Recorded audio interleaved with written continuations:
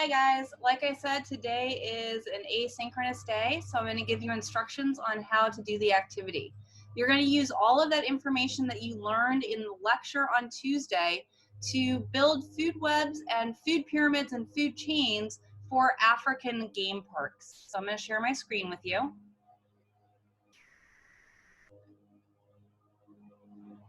And I am in the modules under African animals.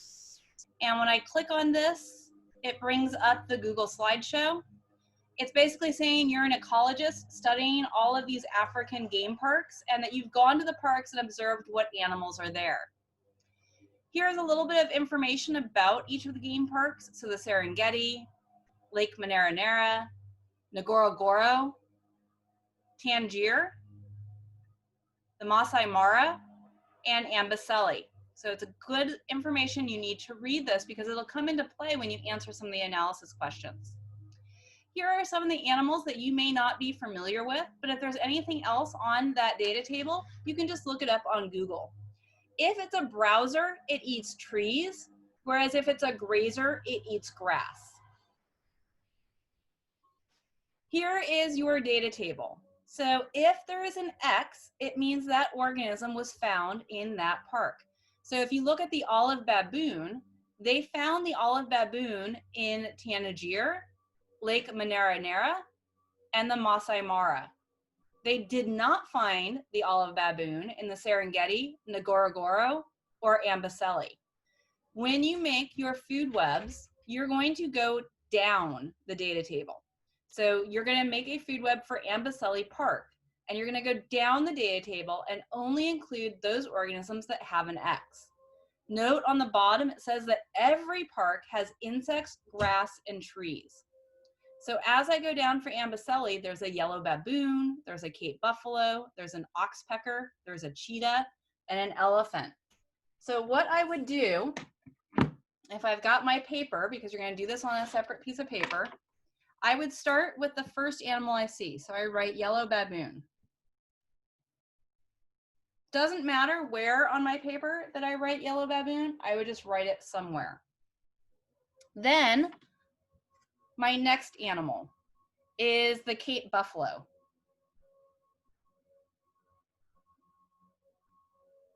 And I'm going to include my grass and my insects.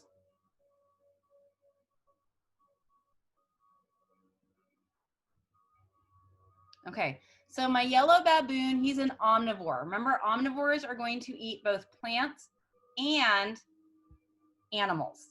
So my yellow baboon, I'm going to draw my arrow from my grass to my baboon because the energy transfers from the grass to the baboon. Okay, he says he's an omnivore, but his meat is monkeys, and I don't have any other monkeys yet. My Cape buffalo is a grazer. Remember I said that a grazer eats grass? So my Cape buffalo will have an arrow from the grass drawn to the Cape buffalo. The next animal is the oxpecker. My oxpecker eats insects. So from the insect to my oxpecker. Most insects are going to eat grass, but there are some insects that eat buffalo. Well, what do I mean by it eats buffalo? Well, it's taking the blood from the buffalo and it's using it to grow. And then the oxpecker is eating the ticks, which is an insect, off the back of the Cape buffalo. My next animal that I see is the elephant. And my elephant is a browser, so he's going to eat trees.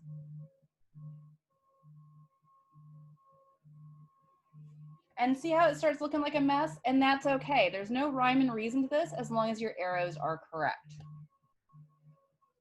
So you are going to make a food web for each, and then you're going to take one chain out of that web. So follow one chain through your web, do that chain, and then turn that chain into an energy pyramid. Do it all on the same piece of paper, then scan that picture and insert it for each park. If you look at the questions, number 1 and 2, you've already done. So now numbers 3 and the rest of these are going to ask you analysis questions based on the food chains that you've done. I'm available by Remind all day, so if you have any questions, please hit me up and I'd be happy to try and answer them.